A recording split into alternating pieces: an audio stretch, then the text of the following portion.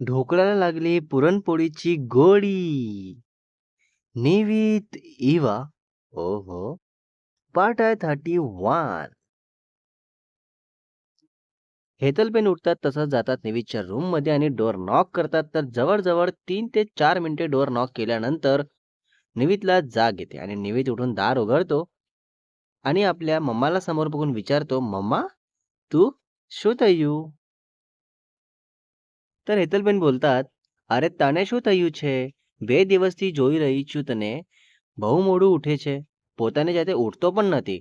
ઉઠાડવા આવવું પડે છે. એટલે તું જ કહે છે, શું થયું છે? तूच सांग, तुला काय झालं? 2 दिवसापासून बघत आहे." तर નિવિત બોલતો, "અરે એવું કાંઈ નથી. બસ રાત્રે મોડા સુધી કામ કરું છું. એટલે સવારે વહેલું ઉઠાતું નથી. અને ડોન્ટ વરી, એવું કંઈ ટેન્શન લેવાની જરૂર નથી. હું એકદમ ફિટ એન્ડ ફાઇન છું. ઓકે?" "हो का? टेन्शन घेण्यासारखं काही नाहीये." तर હેતલબેન તસંच નિવિતच्या કેસરમधून હાથ ફેરવત બોલतात, "કોઈ પણ પ્રકારનું ટેન્શન ન લે બેટા. જે કોઈ હોય ને સીધું મારી પાસે આવીને વાત કરજે. હું ભલે કેટલો પણ હઠ કરું, પણ તને કાંઈ ન ગમતું હોય તો મને કહી દે. મારી સાથે વાત કર, પણ ટેન્શન લઈને પોતાની તબિયત ખરાબ ન કર. તારી તબિયતથી વધારે મને કોઈ જ મહत्त्वનું નથી. तुझ्या तब्येतीच्या पुढे माझ्यासाठी काहीच महत्त्वाचं नाही." असं. નિમિત आपल्या મમ્માचा હાથ આપल्या હાથात घेऊन બોલતો, "હા મમ્મી, મને ખબર છે. કાંઈ પણ હશે તો હું આવીને તારી સાથે વાત કરીશ. તારાથી ઝઘડી પણ લઈશ કે આવું ન કર, તેમ ન કર. પણ ટેન્શન લઈને મારી તબિયત ખરાબ નહીં કરું. સારું? હવે તું નીચે જા.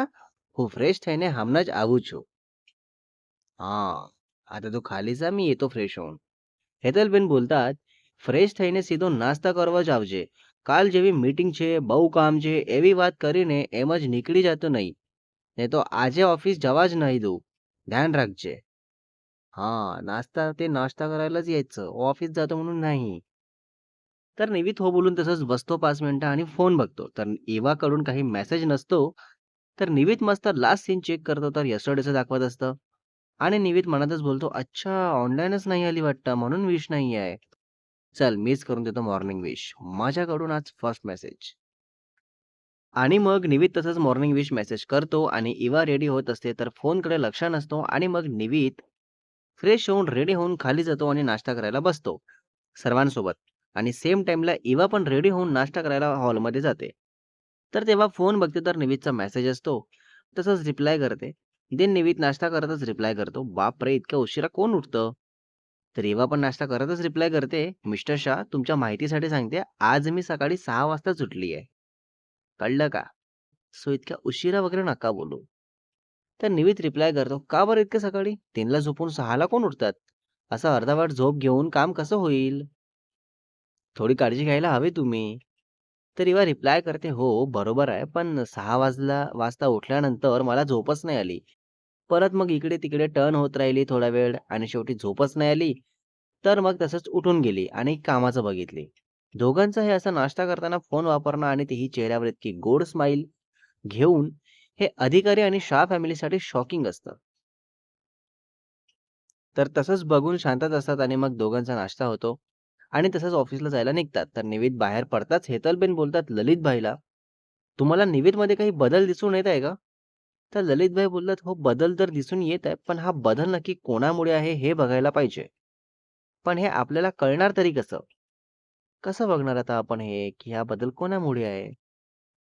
तर हेतलबेन बोलतात, "काही नाही, आता फक्त निवितचं वागणं, बोलणं आणि आवडी बघू, त्यावरून समजेल काय चाललंय ते." "पण हा असा कसा बदलला? जो मुलगा रुटीन, डिसिप्लिनला घेऊन इतका परफेक्ट असायचा, तो आता सकाळी इतका उशिरा कसा उठतो? आणि नाश्ता करताना फोन न बघणारा आज चक्क फोन बघत हसत मेसेज टाइप करत होता. मला तर काही सेकंद विश्वासच बसला नाही, की हा आपलाच निमित आहे. पण तो सकाळी बोलला मला, की काहीही असेल तर बोलेल माझ्याशी. तर बघू आता, केव्हा बोलेल, काय बोलेल?" तर ललितभाई बोलतात, "ठीक आहे, मग आपण वाट बघू त्याची. कधी काय बोलेल आणि तेव्हापर्यंत आता फक्त त्याचं घरात वागणं, बोलणं ऑब्झर्व्ह करायचं, बाकी काही नाही." अधिकारी फॅमिलीमध्ये स्नेहल बोलतात राजकुमारला, की "तुम्हाला एवाच्या वागण्यात काही बदल दिसला का हो? नाही म्हणजे रोज जशी वागते आणि आज जे काही वागली आहे त्यानुसार विचारताय." "हां, सांगा, सांगा." तर राजकुमार बोलतात, "हो, दिसला ना. मी तुला आता हेच विचारणार होतो, की तिचं फोनमध्ये एवढं काय चाललंय म्हणजे ती जेवताना किंवा नाश्ता करताना कधीच फोन बघत नाही आणि आपल्याशी बोलत असते. पण आजचं चित्र फार वेगळं होतं. एका दिवसात असं कसं बदल येऊ शकतं?" तर स्नेहल बोलतात, "येतात बदल, पण आता आपल्याला यापुढे जरा जास्तच लक्ष द्यावं लागेल इवाकडे. कारण इतक्या वर्षात कधी न बदललेली मुलगी आज बदलली म्हणजे नक्कीच काहीतरी मोठी गोष्ट आहे, जी पॅरेंट्स म्हणून आपल्याला जाणून घेणं खूप महत्त्वाचं आहे." करेक्ट. अशा प्रकारे निवी तेव्हाबद्दल विचार करून त्यांचे पॅरेंट्स लागले कामात आणि इकडे निवी तेव्हा आपापल्या कामात ऑफिसला बिझी असतात. यशवी मेहता आपल्या पप्पाच्या ऑफिसमध्ये असते आणि विचार करत असते की ही मुलगी कोण होती जी निवीत सोबत आईस्क्रीम खाल्ली आणि दुसऱ्याच दिवशी ऑफिसमध्ये पण दिसली आणि निवीतने चक्क तिला आमच्यासोबत त्याच्या कॅबिनमध्ये पण बसवलं. मीन्स इतकी क्लोज, इतक्या जवळची कोण असू शकते ही मुलगी? दुपारी 2 वाजता इवाला निवीच्या ऑफिसला जायचं असतं तर तसंच टिफिन घेऊन निघते कारण इवा विचार करते, आता इथे टिफिन खात बसली तर उगाच उशीर होईल आणि निवित टाईमला घेऊन खूप जास्त हट्टी आहेत, सो मला परत 30 मिनिटे बाहेर बसायचं नाहीये. असं बोलून इवा निघते लगेच आणि मग अर्ध्या रस्त्यात असताना इवाला चक्कर आल्यासारखं होतं, तर तसंच थांबते एका ठिकाणी आणि पाणी पिते आणि बसते 5 मिनिटं. तर इतक्यात निवितचा कॉल येतो. तर इवा फोन बघते आणि रिसीव्ह करते, हॅलो बोलते. तर आवाजात थोडी थकावट असते, ती निवितला जाणवते. बापरे! किती क्लोज. निवित बोलतो, "मिस अधिकारी कुठे आहात आणि हे काय? तुमच्या आवाजात एनर्जी नाहीये आज. काय झालं? सगळं ठीक आहे ना?" तर इवा तसंच बोलते, "हो, हो, मी बरी आहे. बस काही वेळात पोहोचते आणि तुमच्याकडे ऑफिसला." तर निवितला परत ते जाणवतं, की इवाचा हेल्दी आवाज असा नाहीये आणि मग परत विचारतो, की "काय झालं मिस अधिकारी? कुठे आहात तुम्ही? आजूबाजूने खूप गाड्यांचा आवाज पण येत आहे. सांगा तुम्ही प्लीज. उशीर झाला तरी मी रागावणार नाहीये, पण तुम्ही बोला. काय झालं? काय प्रॉब्लेम आहे? काही त्रास होतोय का?" तर इवा सांगते, "खरं काय ते म्हणजेच मी ऑफिसला यायला निघाली, पण मध्येच मला चक्कर आल्यासारखी झाली. तर पटकन गाडी बाजूला थांबवली आणि इथे बसली. पाणी वगैरे घेतलं मी थोडं. बरं वाटलं. पण परत उठायला गेली तर तसंच झालं. काय होतंय माझं मलाच कळत नाहीये." Oh my God! काय करेल निवित? तर पटकन निवित उठून उभाच होतो आणि बोलतो, "1 मिनिट मिस अधिकारी तुम्ही तिथेच थांबा प्लीज. मला तुमचं लाईव्ह लोकेशन सेंड करा. मी येतो लगेच." तर इवा बोलते, "नाही, नाही. मी ठीक आहे. येते मी. थोडं लेट होईल, पण येते मी. डोंट वरी." मी ठीक आहे, ठीक आहे. तुम्ही नका येऊ प्लीज. येते मी. तर निवित थोडा चिडून बोलतो, की "मी म्हटलं तुमचं लोकेशन सेंड करा मला fast and please no more talk."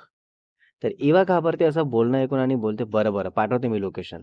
Then Eva location पाठवते आणि निवित आपल्या एका एम्प्लॉयीला घेतो आणि इवाकडे जायला निघतो. आणि मग काही वेळाने पोहोचताच इवाला रोड साइडने बसलेली बघून खूप जास्त वाईट वाटतं निवितला. तर तसंच पटकन उठून इवाजवळ जातो आणि विचारतो, की "काय? काय झालं मिस अधिकारी?" तर इवाची तब्येत पुन्हा जास्त खराब होत असते, तर तसंच नेव्ही समजून घेतो आणि इवाला बोलतो, "तुम्ही काही नका बोलू. या कारमध्ये बसा चला." तर इवा नकार देत असते, की "मी येते गाडीने प्लीज." तर निवेद बोलतो, "तुम्हाला खूप जास्त वीकनेस आलेली दिसत आहे आणि त्यात पुन्हा तब्येत खराब होत आहे. सो प्लीज ऐका माझं आणि चला हॉस्पिटल जायचं आहे आपल्याला." तर इवा शांतपणे निवेदचा हात धरून उभी होते आणि तसंच कारमध्ये येऊन बसते आणि मग निवेद जाऊन इवाची बॅग घेतो आणि आपल्या एम्प्लॉयीला सांगतो, की "मॅमची स्कूटी आहे ही. आपल्या ऑफिसला घेऊन या, ओके." बापरे! किती ती काळजी. Next part is coming soon guys. Part 32 मध्ये बघणार आहे आपण आता निवेद कुठे घेऊन जातो इवाला आणि इवाची कशी काळजी घेतो आणि इवाच्या घरून कॉल आला तर कसं मॅनेज करतो आणि या दरम्यान दोघांमध्ये किती जवळीक निर्माण होते आणि दोघांपैकी कोणी एक इनिशिएटिव्ह घेऊन पुढे बोलेल का आणि स्टोरीमध्ये पुन्हा पुढे काय बघायला मिळेल तेही बघू. रायटर अँड एडिटर शुभ वासेकर.